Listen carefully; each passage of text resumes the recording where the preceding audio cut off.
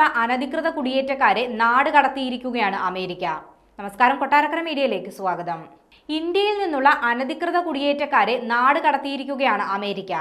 അമേരിക്കയുടെ C-17 യുദ്ധവിമാനത്തിലാണ് അനധികൃത കുടിയേറ്റക്കാരെ നാട് കടത്തുന്നത്. US മെക്സിക്കോ അതിർത്തിയിലേക്ക് അധിക സൈനികരെ അയച്ചുകൊണ്ടും നാട് കടത്താൻ സൈനിക വിമാനങ്ങൾ ഉപയോഗിച്ചും പാർപ്പിക്കാൻ സൈനിക താവളങ്ങൾ തുറന്നുമാണ് കുടിയേറ്റക്കാരെ നിയന്ത്രിക്കുന്നത്. ഗ്വാട്ടിമാല, പെറു, ഹോണ്ടുറാസ് എന്നിവിടങ്ങളിൽ നിന്ന് നിയമവിരുദ്ധമെന്ന് കരുതപ്പെടുന്ന കുടിയേറ്റക്കാരെ നാട് കടത്താനായി വിമാനങ്ങൾ കൊണ്ടുപോയിട്ടുണ്ട്. ഇത്തരത്തിൽ നാട് കടത്തപ്പെടുന്നവരുമായി പോകുന്ന വിമാനം ഏറ്റവും കൂടുതൽ ദൂരം സഞ്ചരിക്കുന്നത് ഇന്ത്യയിലേക്കാണെന്നാണ് റിപ്പോർട്ട്. ഡൊണാൾഡ് ട്രംപ് അധികാരത്തിൽ തിരിച്ചെത്തിയതിനു ശേഷം ആദ്യമായാണ് ഇന്ത്യയിലേക്കുള്ള നാടുകടത്തൽ നടക്കുന്നത്.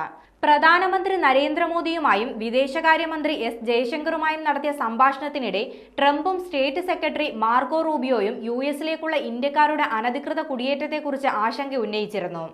2023 ഒക്ടോബറിനും 2024 സെപ്റ്റംബറിനും ഇടയിൽ ഇന്ത്യയിൽ നിന്നുള്ള 1100-ലധികം അനധികൃത കുടിയേറ്റക്കാരെ അമേരിക്ക നാടുകടത്തിയിരുന്നു. ഇന്ത്യൻ പൗരന്മാരിൽ ആരെങ്കിലും നിയമവിരുദ്ധമായി അമേരിക്കയിൽ തുടരുന്നുണ്ടെങ്കിൽ അവരുടെ ഇന്ത്യയിലേക്കുള്ള നിയമാനുസൃതമായ തിരിച്ചുവരവിന് തയ്യാറാണെന്ന് വിദേശകാര്യമന്ത്രി S. ജയശങ്കർ വ്യക്തമാക്കിയിരുന്നു.